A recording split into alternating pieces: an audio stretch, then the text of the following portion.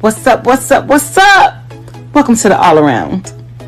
I'm your gracious host, Dr. Anthony. Please tune in on Mondays at 6 p.m. for your entertainment purposes. We will hit current topics, old topics, and everything else in between. Be there or be square. Deuces, my loves.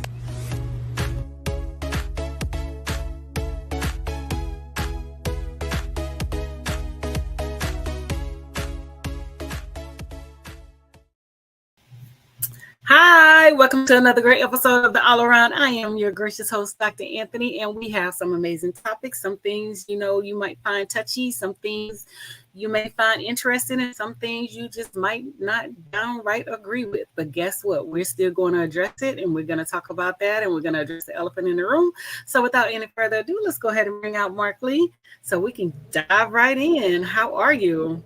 I'm doing good. I actually went yesterday to a food truck rodeo, so that was interesting. Just went out there for an hour, didn't really get any of that food truck items and everything, even though a buddy of mine, he did have some samples, and I saw a lot of people out there eating the various dishes. And of course, people were getting everything from soul food and Jamaican foods to seafood. So there was definitely a wide variety of things that were out there. And like I said, I know some people are not the biggest fans of food trucks because they sometimes are going like, I don't know about those trucks. I don't know how those codes are done and all along those lines. So I know that you have a certain sensitive palate and you probably are not trying to go to many food trucks because you're probably going like, I don't know where those trucks been. I don't know whose commissary you're using and all along those lines. But definitely they were out there in droves because as you know, whether it's in DC or whether it's in this area, they do get a lot of people to come out, particularly since we were having, I think it was in the low 80s yesterday, and today I think it's in the high 80s. So it feels almost summer-like, even though we're only in the early parts of spring. But definitely that's what's going on in this neck of the woods. Sounds amazing. Yeah, I'm not real big and real keen on trying new foods and, things like that. I don't know, the older that I'm getting, the more that I'm being more sensitive to, like textures and, things like that. I just can't get it down. For example, people was like, oh, I love peanut butter and jelly. This is my favorite go-to. But I've never been able to eat peanut butter and jelly. I just can't get it down. I've tried multiple times. I've tried toasted, non-toasted, different types of bread.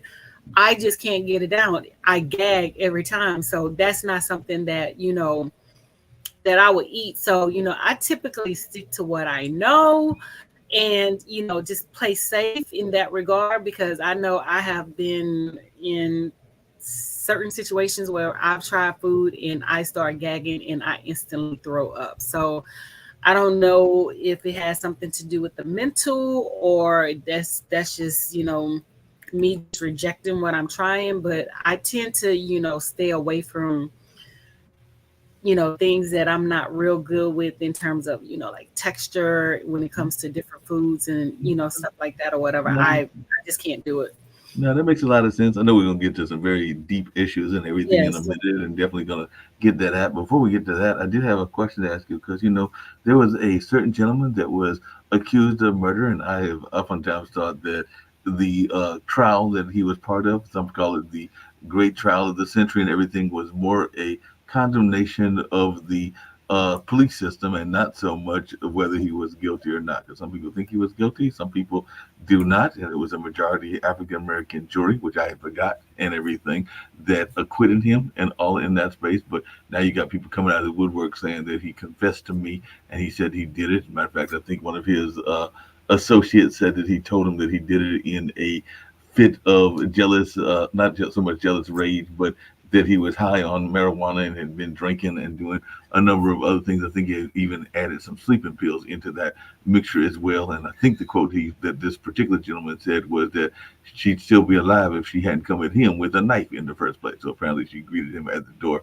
with a knife when he was going knocking on the door, and that being, of course, O.J. Simpson, who recently passed away of prostate cancer. And we do know that prostate cancer is a very sensitive issue in our community and all along those lines. But, I guess some people are reassessing whether they think O.J. did it or didn't do it and all in that space. I do remember when he was acquitted many decades ago, being at a friend's African American newspaper, the Urban Sentinel, I believe it was called. No, that's actually the one here, the Urban Journal. I believe that was the name of Kelvin's Mm-hmm. paper, and all along those lines. And definitely a lot of us were glad that he had gotten off. And apparently, the Ford Broncos, which he made very popular and everything, were recently recalled, ironically, on the same day that he passed away, and all in that space. So there's a lot of folks, I guess, trying to reassess whether he did it or didn't do it. I do remember that. I think it was one of his friends, Al, somebody that people blamed, and some people even blamed his son and a number of other folks. And of course, people have blamed everybody from the mafia to other folks as well. But only the man above, God Himself, knows the answers. And I guess He and OJ are having a conversation about that right now as to what the ultimate consequence will be. Honestly, I don't believe he did it. And even when they came out with it back then, I still didn't believe that he did it. And I've never changed my stance. And once I say what I say, I'm not gonna change what I said. And my thing is with the people that's coming out now talking about that he confessed, he didn't confess. Y'all just trying to get y'all 15 minutes of fame and things like that or whatever. I still think that a lot of the evidence was planted. That's why it didn't go anywhere, and they wanted to force this man to be guilty and things like that or whatever, because not only was these people drug addicts and things like that. I'm talking about Nicole and Ron Goldman. They had some other issues going on where they owed money to like different people, and for the people to sit there and say that he was high on weed and things like that. Weed ain't never made nobody kill nobody. It's ever since I've been knowing about weed and things like that or whatever. You have never known someone who smoked weed to kill anybody. You have never known someone who did what you say, sleeping pills and things like that to go out and kill somebody. 9 times out of 10, what they gonna do, they gonna get the munchies and they're gonna go to sleep. You know what I'm saying? So it's just, to me, it's a lot of BS that's coming out, and things like that. And I also read where the executor said that they're gonna make sure that the Goldman family does not get a cent of his money, as they should. He shouldn't get a cent of their money, of OJ's money and things like that or whatever, because they're trying to fault this man and trying to make him guilty. He has already been proven innocent in a court of law. You know what I'm saying? Y'all set him up where he his stuff was his Heisman Trophy and things like that, stuff that was sentimental to him, in a hotel room in like Las Vegas and things like that or whatever. So I don't, when it comes to those type of people, I don't put anything past them, because we've already known that they have a history of doing what they do, and if they want you guilty, they can make you guilty, and things like that or whatever. So honestly, I just don't believe that he was guilty. I don't think that he killed those people and things like that. Honestly, I think it was somebody else. And I think it was drug related, because she had a drug problem. They both were on cocaine, and they both used, like heavy drugs and things like that. And so when the time come to pay the piper, they wasn't able to pay the piper. And so I think they got off that way. And it was just unfortunate that he got caught up in the whole situation. You know He what I'm definitely got saying? My he thing definitely is, got caught up in that. But the ironic thing is that some of those people that were definitely seen to be what they were, and in some cases being very much racist and everything, have gotten good jobs. Because I want to say that the police officer, Mark Furman, I believe his name and everything, is now a primary candidate or a primary spokesman on, of all things, Fox News. So apparently he goes on Fox News talking about police enforcement and all of that. And I think that Cato, and nobody knew who the heck Cato was until the trial and everything, has gone on to become a reality star and a reality celebrity, almost as bad as Donald Trump and everything. So he's out there, but God my bless thing is,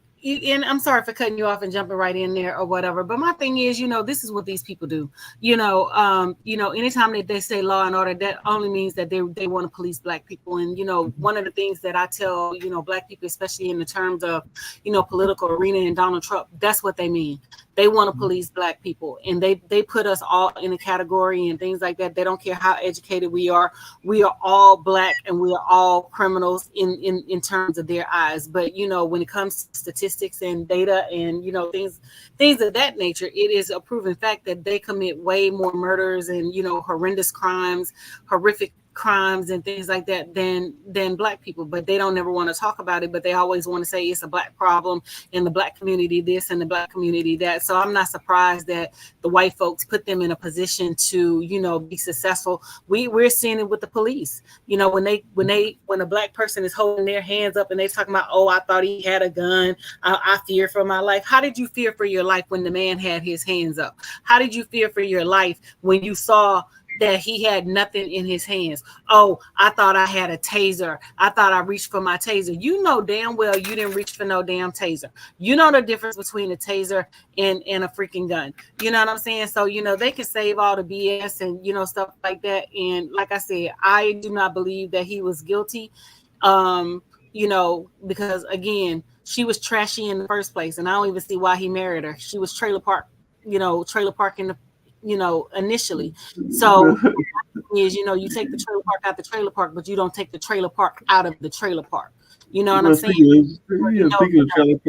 speaking of trailer parking, and I'm gonna let you get to the things I know you want to get to and all of that fun stuff and everything. But speaking of trailer park, there is a gentleman that is known for dating some women and even marrying some women that might fall in that same category that you're talking about. And he was the darling of golf and everything. But apparently, he had one of the worst ever shootings. But he said that he is still very high on the game of golf and everything. But apparently, he made history by having one of his worst ever scores at the Masters tournament. And I guess now people will be trying to figure out whether he can ever come back and all along those lines. Of course, he was of interracial background. And of course, he is definitely married to I think a couple of white women in his life and all in that space. But now I guess the thing will be whether he will still be the darling after he suffered some injuries, some that were self-inflicted and some that were accidental and all along those lines. And they say he was in a positive spirit after his return to the sport and vowed to enter 3 more major events later this year, despite scoring one of the worst scores of his professional career at the very prestigious Masters and all along those lines. So he went from being the darling to, I guess, now the GOAT of the Masters. And we'll see whether, and when I say GOAT, I don't mean that in the positive sense, but kind of like negative sense of that and everything. Yeah. To be honest with you, I really give 0 F's. I really give 0 fucks when it comes to Tiger Woods, because he's already took his stance that he's not black. He said he was what he said he was a Blasian and things like that or whatever. So whatever happens to him happens to him. I could give no cares or whatever. When that white woman came in and took half his money, he deserved every last bit of it. You know what I'm saying? And whatever happens to him, he deserves every last bit of it, because that's what you chose. That's what you wanted to be with. So, oh well, deal with your choice. Live by what you stand and live by what you chose. You know what I'm saying? So who cares if he won the Masters and things like that. And I'm speaking for myself. I'm not speaking for nobody else. I could care less about, anything that he has done and anything that he's doing with his mixed race kids and, things like that or whatever. I don't care, honestly, because I don't keep up with anything that he has going on. When he tried to come back and be embraced by the black community and stuff, nah, go ahead and stick over there with that white woman. Stick over there with them with the kind that you like. You know what I'm saying? Don't come back to the black community trying to get sympathy and be embraced after they done raked your ass over the coals and things like that. Like, we just supposed to drop everything and just welcome you back into the community. And I'm not saying that some people didn't, they did, but I'm not that girl. I'm not that one. So you can stay over there. Stay with your kind. And speaking of staying over there, and that's what I knew you wanted to get to. So now after we had that little bit of a brief back and forth conversation, I do know that there are a number of folks that talk about the difference between Africa and African Americans and how sometimes we get along and sometimes we don't get along. But apparently you found this wonderful video about a celebrity that said that she is colored, and definitely that has some connotations that are not all that great here in the United States, even though in South Africa, because I do know a little bit about the history of apartheid, it has a different meaning and all along those lines. But if I heard you earlier, you were saying that if you're going to use these terms, understand the consequences of the terms that you're using and not just think that you can use a term that might have a different meaning in a different part of the world based on their version of what's going on with mixed race and all in that space. Because I want to say that most of the colors in South Africa are of mixed race. But whenever you're ready, we can play this video and you can comment back to this lady as well, because I do have that ready to go and I can bring it up here and you can hear what she's got to say and then hear what you've got to say about it, unless you want to give some kind of precursor other than that I already gave. Yeah, so the thing is, we talk about colorism and understanding colorism, and people in different parts of the world, they don't understand colorism. And then, my thing is, like, when it comes to, like black women and colorism and African women, they always try to gaslight us to support support or try to throw fire gas on the fire to get some type of reaction out of us and things like that or whatever. And Tyla, she termed herself, well, they termed themselves colored. We understand that you're colored in South Africa, but when you come to America, colored is very offensive. And so, her marketing team should have been very conscientious about her using the term colored. And it's clear that, her songs didn't do very well over here. After her first, release of Water and things, and everybody was like, support Tyla, support Tyla. And she made the comment that, she's colored, she's not black. Black doesn't mean that, it's a one-stop shop. Black means you're encompassing everything. We have mixed race than black, and everybody is considered black. Just like I don't consider myself African American because I'm not African American. Tyla can be African American if she moves to America and become American or whatever, because I didn't migrate from the continent of Africa. So therefore we are not African Americans, we are black. And a lot of people don't understand that the term African American came about because white people wanted something that was a little less offensive, you know what I'm saying, so that they could call and try to relate to blacks. And so there was a think tank done with former presidential nominee Jesse Jackson in Berkeley College, and all those people, when they came up with the term African American, because we're not African American. And a lot of black people now are saying that they're not African American, that they're just black American, which we are not. We didn't migrate from the country of Africa. Our ancestors probably did, but we, the new generation, and some people call them foundational blacks, we are not African American, we are black. But without further ado, and before I go into any more tangent, let's go ahead and play these videos of the lady talking about Tyla and calling herself colored. We'll definitely get that going and all along those lines. So we'll get that ready to go. And I've got it all situated. So let's check out what she's got to say about this particular space. Tyla is colored. And some of you have an issue with that. So let's talk about it. This video of Grammy-nominated South African singer Tyla has been going viral for a lot of unfortunate reasons. Around 10% of South Africa's population is made up of the colored community. To be colored is to be mixed race.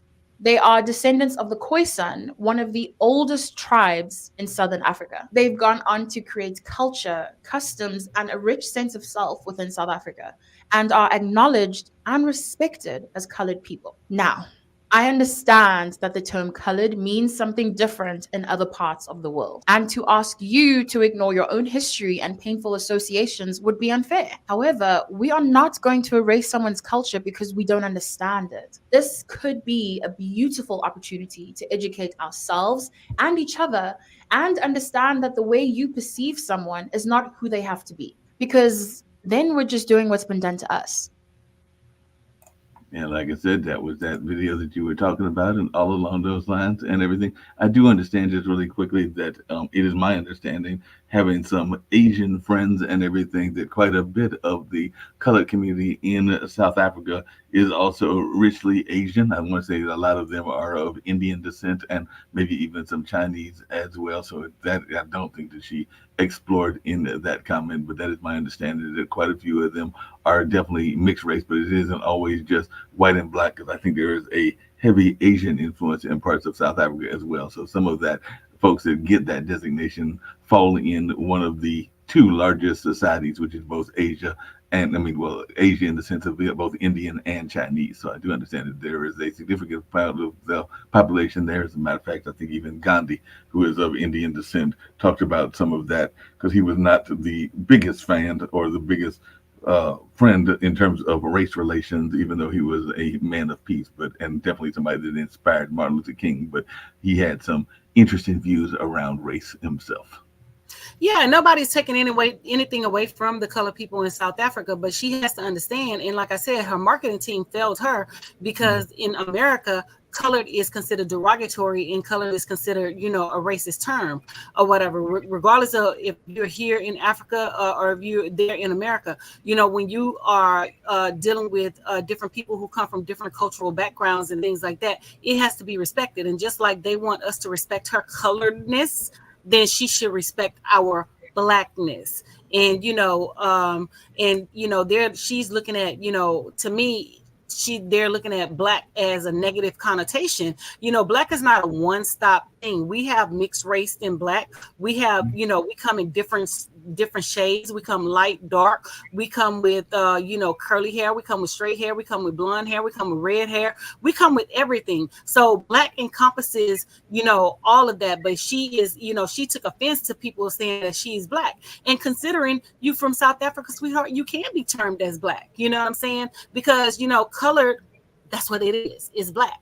But I mean, if you want to look at it in terms of them or whatever, you can be that. But when you're over here in America, sweetie, and you use those terms like colored and things like that, that's very offensive to us because we don't use those terms. And again, they want us to respect her because she's from, from South Africa and things like that, and they're termed colored, but you don't want to respect us because we're from America and we're termed black. You want us to, use our black dollars to support your colored ass, but you still come over here and you're still offensive to us. So we show your colored ass that our black dollars were not going to support you. And it's clear that, the numbers don't lie that, she had one song that made it to the billboard or whatever because everybody was supporting her and things like that or whatever. And black people identify with her because she has dark skin compared to other folks. You know what I'm saying? So, regardless if you're South African, you're American or whatever, the only difference is, the speech and things like that or whatever. Because prime example, I've had some students who were in my class, and one of the moms who were way darker than me and the child darker than me. Oh, I'm not black, I'm African. And like I told her, I said, ma'am, I said, when you go out into society and when your son goes out into society, they're not going to say that he's African, he's Jamaican, he's Haitian. They're going to say he's black. And so you're in America, so you have to teach your son that he's black in America. Same with her. She has to understand that the term colored does not fly over here. And so people were very offended by her saying that, she wasn't black and she was colored and things like that or whatever. So the very people that you offended, you wanted them to support you and buy your music, but they showed you that they were not going to support you. I understand where you're coming off. Oh, this is my culture. This is this. I get all of that. Just like I'm from Louisiana. We have different terms. We have mulatto, we have Creole, we have all that. We have coon-ass, we have all those things. But at the end of the day, when you encompass it, everybody is black. And whether you want to agree with that or not, that's just the way it is. And for you to come from the motherland and, use derogatory terms such as, and I get that it's not derogatory over there, but you use a word that is derogatory over here and expect us to respect that you're colored there, but you're not colored here. And that term is very offensive to us. So, my thing is to them, just like, you're demanding and commanding respect, so are we demanding and commanding respect, because a lot of the things that you're able to do in America is because of Black Americans. It wasn't because of y'all running over here marching and things like that. No, it was because of Black Americans like myself, like my ancestors, like all of those people who marched and fought for civil rights and things like that, for you to even have a voice to even speak and give your opinion about being colored and things like that or whatever. But it's like I said, it's all good. Baby, you can be colored and you can stay colored, but just know that you offended the Black Americans over here, and we're just not going to support you. And that's just the bottom line. And you can see that we're not supporting you because they said with her marketing or whatever, she did not fare well in America at all. And baby, please understand that Black Americans have the power to make or break an artist. And so you're getting the remnants of being broken by Black Americans. So, before you get into I'm this colored and I'm this, you need to rethink your strategy, and you need to come up with something a little bit better than, offending Black people, who the very people that you want to support you. Mark. Yeah, like I said, a couple of things. One, as I recall, there was a very popular group that was supposedly discovered by a white gentleman, even though they had been playing there forever and everything. But a lot of people will claim that they had no idea who Ladysmith Black Mambazo was until Mhm. they got to that affiliation with Paul Simon, even though they had been performing for years, even before Paul Simon teamed up with them and all along those lines. So sometimes they are folks that have to be justified, even if they are coming from other cultures, even though they don't necessarily need the Mhm. justification. But you got people that need or want that justification. And the question that I was going to ask you is, as you were talking about that, I happened to look up on the line because I was looking up on Amazon, and there is a company that claims that it is partnering with reputable nonprofits, both locally and globally, to give back to children in need.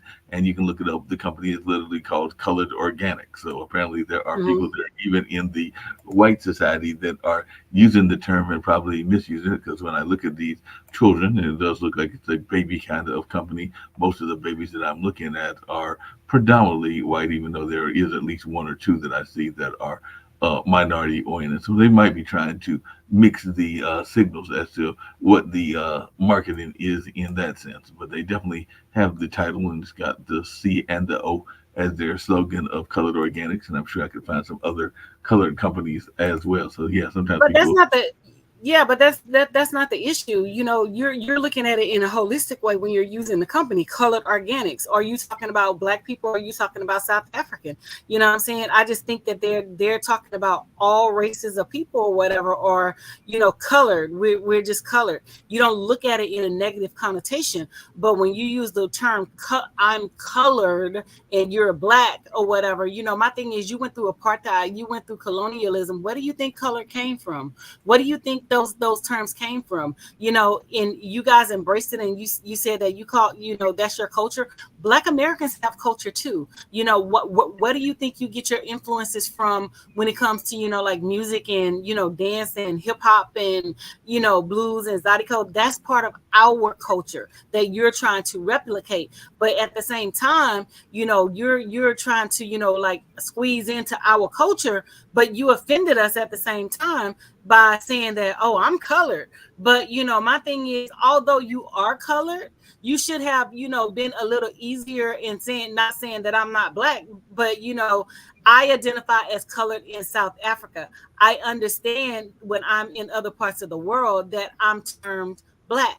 It wouldn't have been less offensive. It would have been less offensive. It wouldn't have been as offensive. You know what I'm saying? So you have to be careful about Mm, what you say and how you say it and who you offend, because no, we're but not going to support her. No, but along those same lines, a couple of things. One, I think that the lady that was trying to defend her did make that point that it was some of the cultural differences and some of the cultural things that happened from one society to another. But even in our own society, and I know you know this being from Louisiana, there are a number of people, including some of my own family, that will rush to claim their native side versus their African American side, even though they might acknowledge that they have both. You've got some that will totally deny their side of the African American and only want to go with the native, and will get very caught up in the powwow culture. I'm not knocking the powwow culture. I have some relatives that are very active in that culture, but then you've got the Mhm. people that will not necessarily acknowledge their totality of who their being is and all along those lines. So just like we have the colored argument here, you can make that same argument that there are a number of people that want to separate themselves and that will claim to be anything, including Irish and Native American. I mean, at the end of the day, it is what it is. Whatever you want to claim, whatever makes your boat float, you can go out there barking at the moon for all I care. You know what I'm saying? I'm going to always forever be a Black woman, regardless of what I have running through me. And I know for a fact that both of my grandmothers were Native American and, things like that. But at the end of the day, I'm still a Black woman. And that's what I claim. Because my thing is, when you learn the history of, Native Americans, they enslaved people. But the Mhm. thing about it was, they had enslaved people and they had the practices and things like that. But when the government stepped in and gave them reparations, they kicked the Black people out so that they couldn't get money and get reparations and things like that. So that's why when they're talking about, oh, this is happening on the reservations, this is being done. Who gives two rats asses? Because at the end of the day, you kicked my people off the reservation. Y'all owned enslaved people. Y'all still had enslaved people, and it's a proven fact. It's in Oklahoma when they went over there to those reservations and things like that or whatever. They kicked the Black people out so that they could not benefit from the money to you know that the government was supporting and giving out. So like I said, whatever makes your boat float and things like that, but you cannot offend the very people that you need support from. And that's exactly what you did, because we already know that colorism exists. We know that there's the paper bag test. If you're darker than a paper bag, that you could marry in certain families and things like that or whatever. So we already know that this stuff exists. But what I'm saying is, I'm not saying deny who you are. I'm not saying deny your heritage. I'm not saying deny your history. But at the same time, you have to be respect. If you want us to be respectful to yours, you have to be respectful to ours. We understand that in South Africa that you're considered colored, and like I said, you could have termed it and you could have said it a different way. That, oh, I understand when I'm in South Africa around my culture, my people, I am considered colored. But when I travel to different parts of the world, colored is offensive to some, and I'm perceived as a Black woman. I'm perceived as a Native woman, a Native American woman. I'm perceived as an Indian woman. I get it all the time. People don't think that, I'm 100% Black. When I travel to different places, I'm always questioned about my culture, my upbringing, oh, you're so exotic, you're this and you're that. And I let them know I'm 100% Black woman. Right, but So um, Dr. Anthony, on the flip side of that, as I've said several times when I'm recording from here, meaning the Hayti Center, there will be a number of people. Matter of fact, the teacher just came through, and there'll be a number of people, both Black and white, that will be coming to learn African dance. And we do remember that there was a time that many people were very much excited about wearing African clothes, whether that was the dashiki back in the day or other kinds of clothing. And you even get people now that are going out there buying African styles and everything. And sometimes there is not necessarily an attempt to understand the cultures that people are getting involved with and everything. I'm not saying you have to have a total understanding, but I do think that it is a matter of respect that if you're going to be engaged in some of these cultural traits, that you need to have an understanding of why you love the various instruments and all along those lines. So you're playing a kora, because there was actually a festival that was in rural North Carolina that a friend of mine played, and the young lady Sona Jabareth, I believe, is from Gambia, and she came and played the kora, which is that long guitar-like instrument, and all in that space. But a lot of people will see that instrument and not even want to understand or learn about the instrument, even though it is from another part of the world. And sometimes these instruments can even influence some of the instruments that both Black and white artists use. As I've said before, some of these instruments influence definitely country music and bluegrass and other things as well. So I just wonder, is it a two-way street? Because, a lot of people I know there in the DC where you are, a lot of people get very excited to run off to the Ethiopian restaurant. I remember last time I was in DC, and it was years ago, there was a very popular one up there. That was actually the time before I went, or maybe even a couple of times before. And there was very popular Kenyan restaurants and other restaurants of African styles. And I know that your palate may not always like that kind of food, but some people just go because they want that experience of having, quote unquote, eaten authentic African food. I mean, like I said, it does work both ways, and that's why I said, she shouldn't have just, been dismissive of, like Black Americans and Black culture and things like that or whatever. And she should have understood in this neck of the woods that colored is it has a very negative connotation, and she could have stated it, differently and things like that or whatever. But I'm not the one to be out there, doing a dashiki, running to African restaurants and things like that or whatever. Because, like I said, I'm from Louisiana, and nobody food is better than ours or whatever. So that's just not my thing. Oh, when it comes to like trying different foods and stuff like that or whatever. And of course, all of it has you know historical significance. And like I said, if you want your culture and your upbringing to be respected, you should also respect the people that you're soliciting to. And that's why I said her marketing team failed her, because they should have schooled her how African Americans and Black people are when it comes to like certain things. And once you piss us off and once you offend us, we basically cancel you. But, but ironically, and I don't know that you're going to agree because I don't know how many of those countries you've been to, but here on the network, Barbara Smith and Billy Graham and a number of others, and I have not as of yet, even though a dear friend of mine who passed away several years back used to go regularly and everything. But I've had a number of people tell me that as African Americans, they have felt better treated when they have gone into the African countries. And a lot of times they were feeling that they got much better respect, whether that was going to Kenya, whether that was going to Nigeria, whether that was going to a number of things. And I know that even on this network, Barbara Smith, who does a show every Thursday, talks about how she did not feel that she was as judged as much when she went to the African countries, and she felt that she was treated with a great deal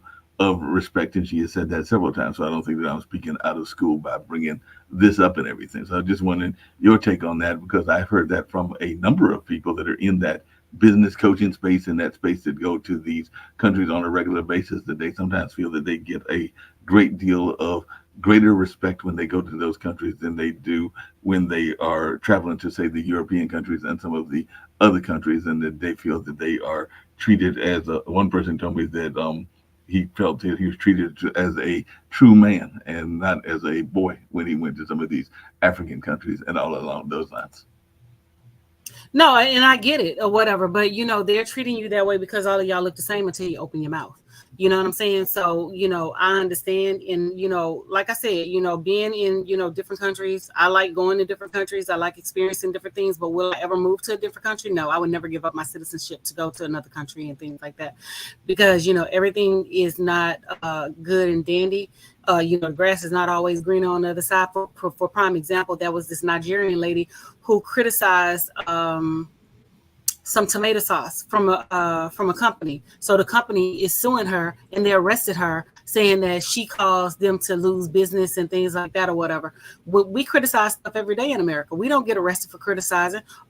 And all she said was, "It's really sweet." The tomato sauce was extremely sweet. So she's going through this right now, that she criticized this country and this food processor in that country. So my thing is, you can make anything look good, but whatever makes your boat float is what you make me, is what you do.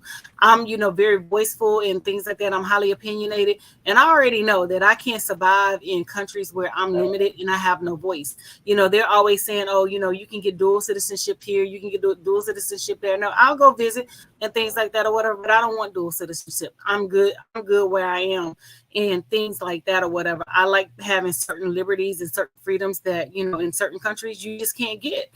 But as a Black American, I'm definitely I'm definitely good. And all those that are running over there talking about they want to live over there and things like that, it's not all humpy gory and all peaches and cream. Because if it was, why people are leaving and coming here for a better opportunity and a better life. So again, do what makes you happy, do what makes your boat float and things like that. But as for me, I would not give up my citizenship in terms of going to a different country and trying to, become a citizen and, things like that or whatever. I'll go visit for a few days and, tour and zip line and take the tours and all that good stuff. But as far as me moving and giving up my citizenship, no, that'll never happen because I'm not So doing you, so you're it. not moving, because I hate to tell you this, but and it's not the same conversation, but I can tell you that if you follow this network and you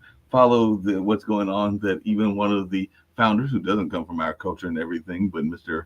Palveda has said several times, and he is very boisterous about it because he feels that we are going broke as a country and all along those lines. So he swears up and down that he and his wife and their dog, because I think the kids are grown and gone, are getting ready to move to Spain. So that's what he swears up Oh, and they can down. have it.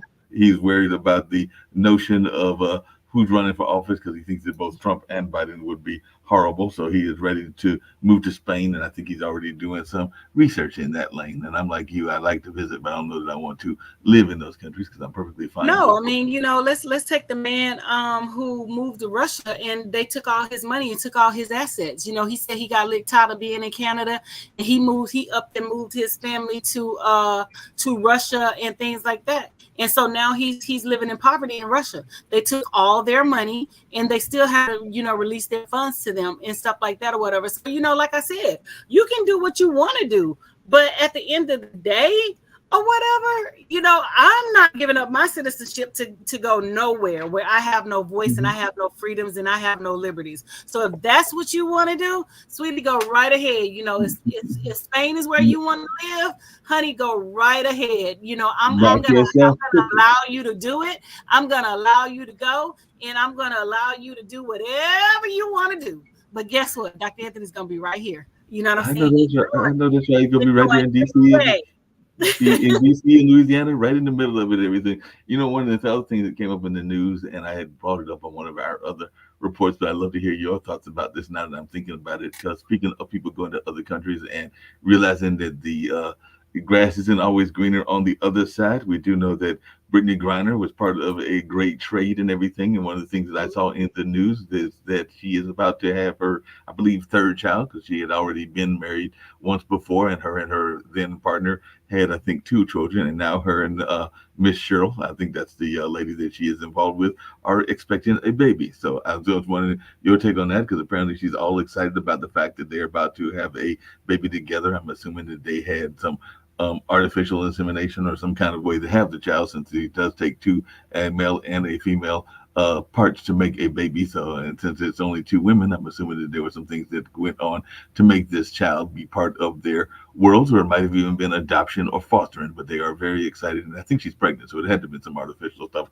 going on as well. But I just wanted your take on this notion, because it was very exciting news that I saw on social media, that some people were very glad to see that hopefully this will be the right one, because the first wife was not the right one. Apparently, they had some conflicts and some things that went on even in that LGBTQ QIA community. You can have conflicts that don't make relationships work either. So apparently, they can have conflicts just like the folks in the heterosexual space can also. But apparently, people are very much excited that Brittany is about to be a mother again with her partner.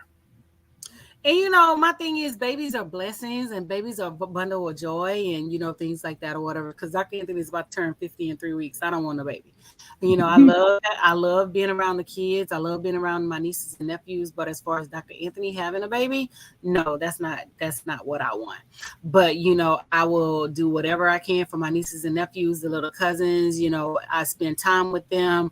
I do all that stuff. So I'm really happy for her and her wife, in terms of, their little bundle of joy and, things like that or whatever. Because, I don't have to take care of them. So whatever you want to do, again, is what you do, So if she's happy with it, the world got to be happy with it as well, because, like I said, we don't have to raise the baby. We don't have to take care of the baby. We don't have to do any of that.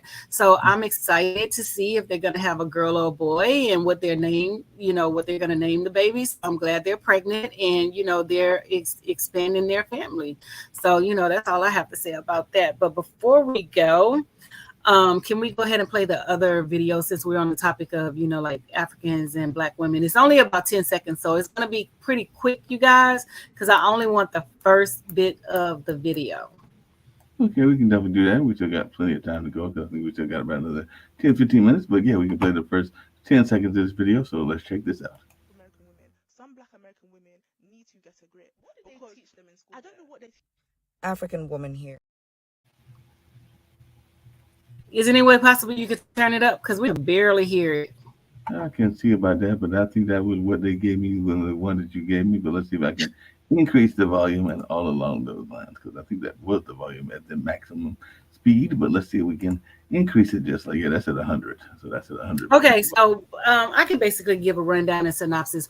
So there were two African women basically doing a podcast. So whatever that they call it, podcast, talk show, or whatever. And so they were trying to gaslight Black women, talking about they don't know what we learn over here in American schools and things like that or whatever. So basically they were trying to call us illiterate and we were dumb. And certain cultural aspects that we have going on. But sister, let me just break down something for you. Black women are the leading subgroup that has degrees. Black women are leading in entrepreneurship with businesses and things like that. So I don't understand what you're talking about, what they teaching us and what we got going on. We're holding our own over here. But it's really funny how people from other cultures and other backgrounds always try to gaslight Black women as if we're something to be cosplayed and we're a joke. We're not a freaking joke. You know what I'm saying? If you don't like Black women, just say that, and just keep it moving. But for you to try to cosplay us and try to say that we're ignorant, we're illiterate, talking like you don't know what they're teaching us over here. You don't have to know what they're teaching us over here, because we don't fall up in that mold and we don't fall up in that category. Just like, I was saying with Tyler or whatever, y'all want us to give her respect, but y'all don't give us no respect. So, stop gaslighting Black women as if, we're trying to cosplay y'all. We ain't trying to cosplay y'all. And then there was some that was talking about that Black women want African men. Baby, we don't want your men. Keep them. We don't. It's cultural differences, honey. It's very cultural differences. The only Black woman that I've known to be from African American Black descent that married an African was Portia, and this other lady who married a prince, and things like that or whatever. But Black women just not out there just trying to go after y'all men, not trying to immerse themselves in your culture, sweetheart, because that's just not what we do, because we have made our own stamp and mark on the world. So when y'all trying to gaslight us, talking about, oh, you don't know what they're teaching us, apparently it's something, because we're leading with degrees, we're leading with entrepreneurship, we're leading with voting, and we're leading with everything else. You know what I'm saying? So stop trying to gaslight Black women like we're trying to cosplay y'all. Y'all trying to cosplay us, because again, if it were not for Black women, you would not have a voice, you would not have a platform, because we were out up in the grounds, we were out there marching, we were out there doing all this stuff. So stop trying to gaslight us into your foolishness. Yes. Well, but speaking of that and everything, I had one other video that I was going to let you check out, and all along those lines, because it was a video from Brazil, because we do know Brazil has some very interesting racial politics as well and everything. So I went and found this, and this is actually a sister girl, and she's definitely a sister. You can look at her and see that there's no way, but she's anything but a sister, and all in that space. So let's see what they've got to say about the efforts to get equality in Brazil and all in that space. So let's check out what they're talking about in Brazil and see if it fits in with what you're talking about and all along those lines. So let's check this out. Val, quantos inimigos você faz por dia? Eu disse assim, enchi meus olhos de lágrimas e disse a ela assim, do lugar da onde eu vim, eu aprendi que a gente não pode deixar ninguém passar por cima da gente. Minha vida toda foi dedicada à luta antirracial. Minha mãe não dorme enquanto eu não chegar. Eu nasci nas Palafitas Delagados, né? Na Cidade Baixa, em Salvador, Bahia. Na primeira ocupação sobre as águas da América Latina, na maior. Que lá, o povo que eu vivi dizia que a gente precisava ter fé. E eu estou aqui, né? Então, o que me traz, né, para esse ponto global foi a certeza de ter nascido naquele lugar e de saber que você já nasce lutando.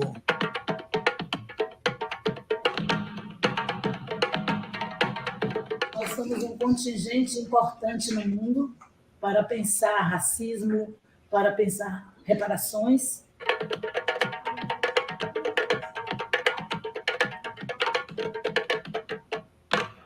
O encontro com o movimento negro foi a minha virada de chave, que eu tinha 19 para 20 anos de idade, né? Então, quando eu encontrei o movimento, sabe a luz, o caminho, É isso. Eu não podia mais continuar com determinados elementos. Como eu sou a pessoa dos extremos, então eu saí procurando uma barbearia para cortar o cabelo todo, porque não cabia mais. Foi a primeira vez na minha vida que eu senti a sensação da água do mar tocar no meu casco. Se o Brasil de verdade colonizado nasce no Nordeste, nós experimentamos processos, inclusive de luta por libertação, por autonomia, muito mais cedo do que se experimentou o Sul-Sudeste. Na hora que o recurso vem, e se o recurso é pequeno, você tira, você hierarquiza. E você não hierarquiza só a partir da questão da região. Você hierarquiza também a partir do discurso que eu quero ouvir. Meus sonhos para as mulheres negras de agora, eu acho que parte deles está se realizando. Ainda não como eu gostaria, mas está se realizando.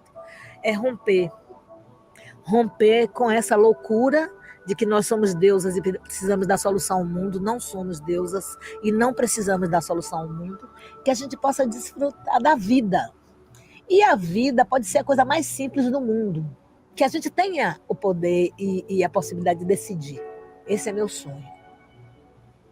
So that was a lady from Brazil claiming that y'all are not goddesses and that she just wants, I guess, the simple life and all along those lines and everything. But she's definitely saying that she learned a lot from the civil rights struggle as well. So I just wanted your take, because she is definitely a activist there in Brazil and definitely has been in that space. So she even made some comparisons to what was going on in the Southeast as well. That would be like Alabama, North Carolina, Louisiana, and a number of other places also.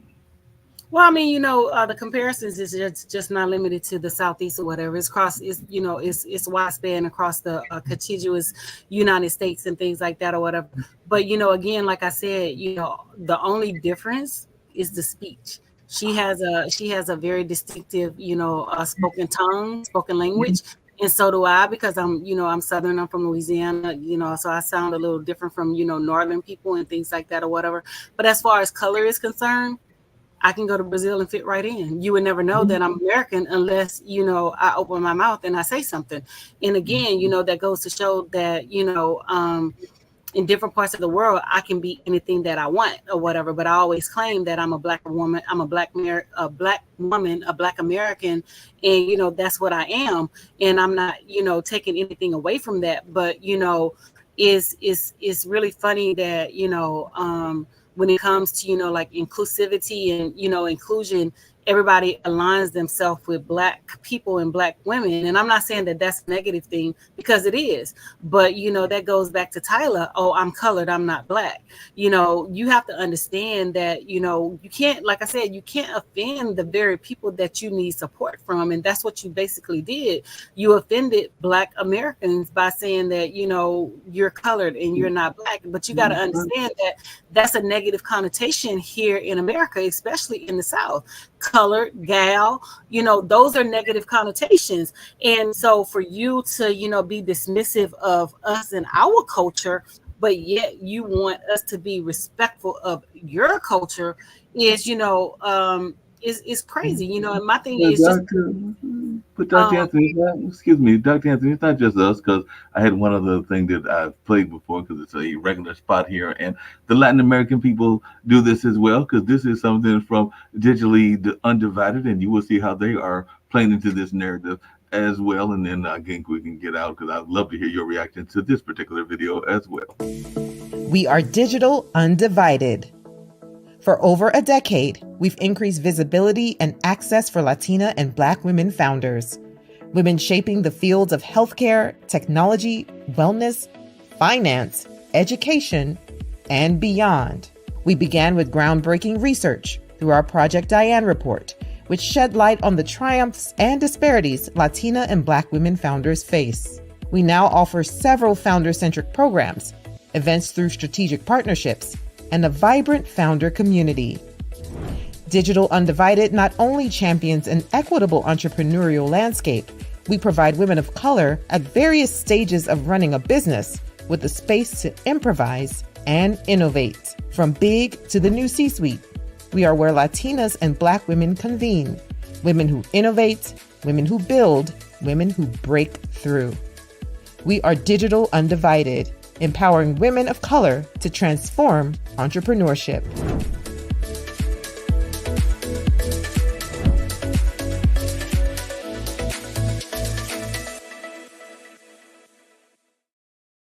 Organizations I they mean, I share. think I was gonna say no, I was like a just lot gonna of say I think organizations. yeah, no, I'm just saying I think that's a good thing that they're, merging, with each other or whatever, because I didn't send you this video, but there was a young lady from Dominican Republic, and she specifically said, I'm not black. I'm not black. And she was darker than me. I'm not black. I'm Dominican. I'm Dominican. But my thing is they have this negative connotation of Black Americans that they don't want to associate themselves with Black America.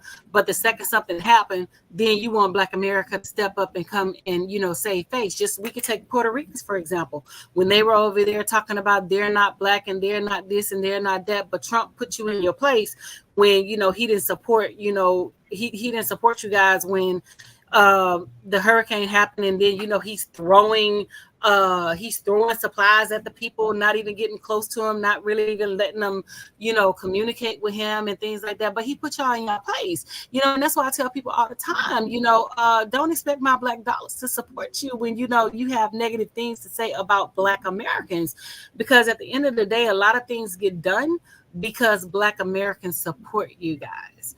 Things would not get done if Black Americans wouldn't support. So I think it's a good thing that they're merging and that they're building foundation for Latina and Black women. But at the same time, there are a lot of, Latina and other African women who just don't want to align themselves with Black women and Black Americans. And, like I said, it's sad, but, once we understand that collectively as a whole, we're greater in numbers, then we will be all right. But we still have a long way to go in order for that to take place. And, Tala is a prime example of, that being a long way to go. If we had to put it in human form, she would definitely be it or whatever, because, she got offended because we called her Black. Colored, you don't understand that's here, color is Black.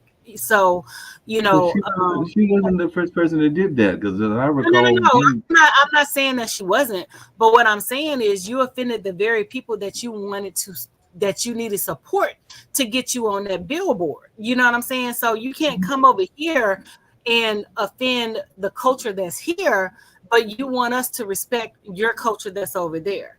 But So didn't Yannick Noe and Trent Darby do the same thing? Because I think Trent Darby definitely claims a little bit more about his ethnicity, because I think he was from one of the European countries. It might have been one of the African countries. And I know Yannick Noah was from France, the former tennis player. So there have been a number of folks that highlighted their ethnicity from the other parts of the culture versus and I'm not their. saying that. And I'm not saying that you can't, because when I'm in different parts of the world, I let them know I'm American, I'm Louisiana, and I'm a Black woman. So I'm proud to say that I'm that. But what I'm saying is I'm not going to say all those things, and I'm not going to down your culture and put you on the back burner as if my culture is better than yours because I come from a different place. I'm not going to do that.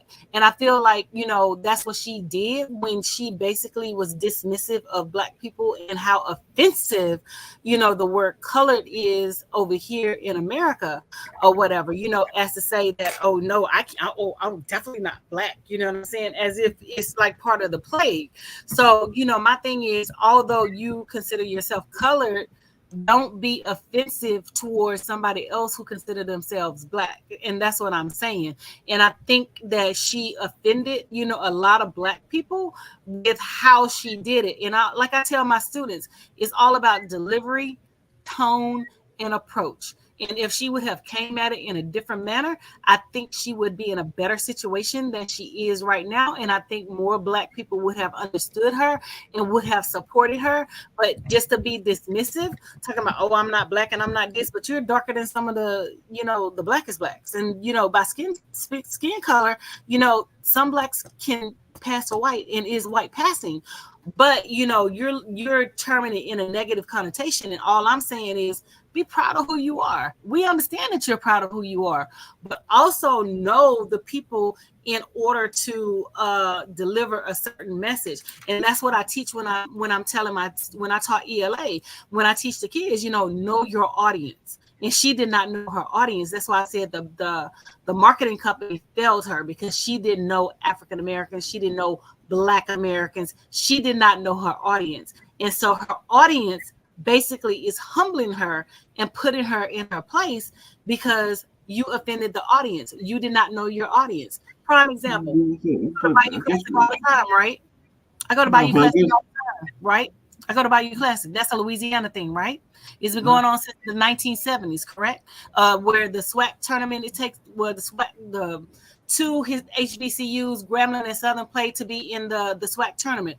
There was an artist from New York who basically offended the whole Coliseum with, you know, what she was saying and things like that. But you didn't know your audience, you didn't know the people, and so people, when she got finished, people did this to her.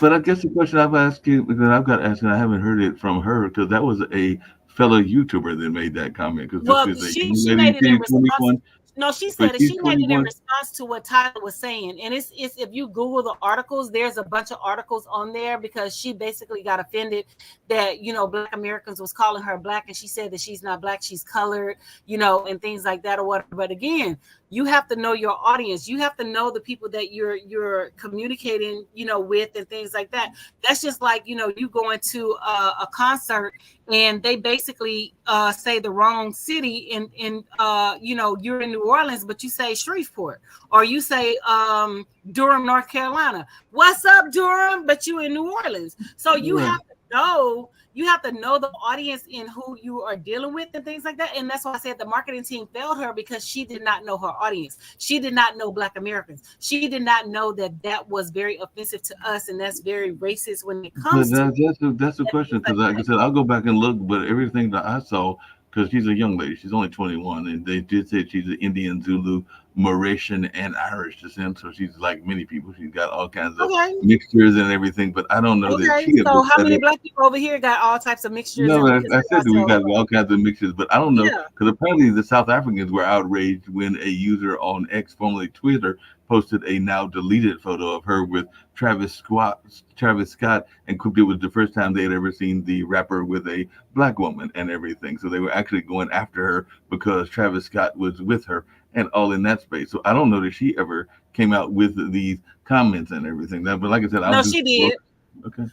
She did. She came out with the comments, and the people on YouTube and Twitter and TikTok and all those things, they're in response of her comments and things like that. But like I said, you know, you got a long road to you know, drive, and a large hill to climb, because you know the damage is done, and you know, once we cancel you, it's hard to come back, and you know, it's hard to make your mark in the Black community and things like that. So like I said, her marketing team failed her, and I mean, you know, age is just a number. Ignorance, you know, it shouldn't be, you know, because she's only 21. I don't care. You know, you need to research where you're going and the people, and you know, the culture and the climate and things like that. Before I step foot outside of the US, I research everything that I can about the different culture, about the things that I want to do when I go to different countries, and you know, things like that. So I'm not offensive to the people when I'm there, and I ask questions and things No, like that. but I guess the question I'm asking was a couple So of things. I know we're winding down and we're already a little bit over, but the question I'm asking is a couple of things. One, it looks like the video that most people are talking about, she made it before she even had to rise to fame, because they said that she was in a Bantu knots and that she was having this traditional beaded necklace. So it was even before that song that you mentioned came out, and she did it when she was trying to establish herself and all along those lines. And I mean, isn't that the same argument that people made against Barack Obama, because he's of mixed heritage and would technically be considered, even though he's from Kenya, if he was in South Africa, he could be considered colored as well, because he's definitely got a but he one never side. said it. The thing Hmm? about it is, you know, like I said, you have to be mindful of the things that you say. You know, he never said it. And you know, and then he never made an offensive remark about, you know, Black people and being Black. He never made offensive things, you know. So regardless of you made it before your music came out, after your music came out, during your music when it came out, or whatever, you know, you have to understand that people are going to research you, people are going to look you up, and people are going to do all these things. That's why I tell people, when I say something, I'm very intentional, and I can back up what I say, because you know, I don't sway and I don't change, you know what I'm saying? So if I say something, that's what I meant. or whatever. You Yeah, know what I'm saying? So to but come back I'm sure, to, like but I'm sure backbiting and things that. like that or whatever, you should have been careful about what you said the first time or whatever. But what 17, 16-year-olds is going to be careful Huh? with what they say? What 17 or 16-year-olds is going to be careful about what they say? Oh My no, I nephew. tell them all the time. But again, that comes back to upbringing and that comes back to teaching. And like the African women say, well, what are they teaching them over there? They should be teaching them about internet etiquette and things like that. While they worried about what Black women are learning over here, teach your kind about internet etiquette and things that they say, because it can come back to haunt you. But we have these classes in America where we teach our children about those things, about social media, about putting things out there and things like that or whatever. So we teach our children young about those things. Now, if you take the information and you capitalize on it, good. And if you take the information and you don't capitalize on it, then that's on you. But somebody should have set her down because she knew that she wanted to be in the entertainment industry and things like that. Be mindful of what you say. Be careful of what you say. Be careful of how you say it and things like that. And all she had to do was just say, in South Africa, we are considered colored. It's no offense to nobody else, but this is my native land. This is my native, this is my culture and things like that. We're considered colored over here because we're mixed race. We have this, we have that. Oh, I'm not black. I'm colored. So it's how you did it and your delivery and approach. You know what I'm saying? We're not saying deny who you are. Nobody's saying that. But it's about the tone, delivery, and approach. And it's always going to be about the tone, delivery, and approach. Yeah, but, Papa says that's all marks. and we didn't even get to the destination wedding because I was curious to hear about this. But we're going to start with the destination wedding because it ties into all this stuff that we have going on right now when it comes to, like Black women and African women. So we're definitely going to start with that on the next show. So make sure you guys tune in and, be ready for this hot commentary. And we're definitely going to hit the politics because I didn't get to the politics today. But Mark already know that I am going to get to the politics. So on next Monday, we will be discussing that destination wedding, and we will be discussing the politics and things like that. But again, like I said, the clock on the wall says that that's all. So make sure you guys click like and share and tune in next Monday. So deuces, my love. That was good.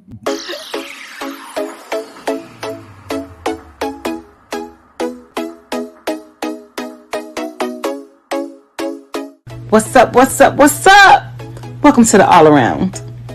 I'm your gracious host, Dr. Anthony. Please tune in on Mondays at 6 p.m. for your entertainment purposes. We will hit current topics, old topics, and everything else in between. Be there or be square. Deuces, my loves.